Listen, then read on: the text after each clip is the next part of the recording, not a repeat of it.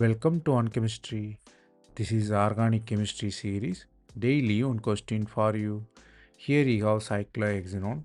Alpha position you have two methyl group.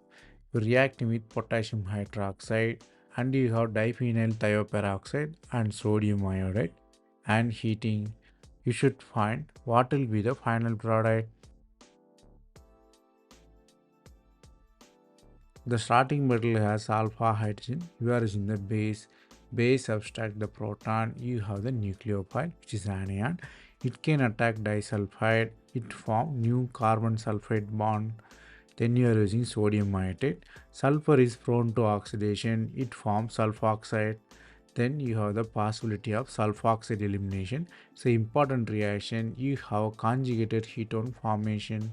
So you start from ketone, end up with conjugated ketone. Through sulfoxide elimination, you can generate alkene there.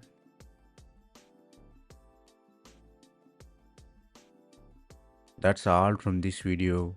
Thanks for watching. If you have any suggestion or feedback, comment below.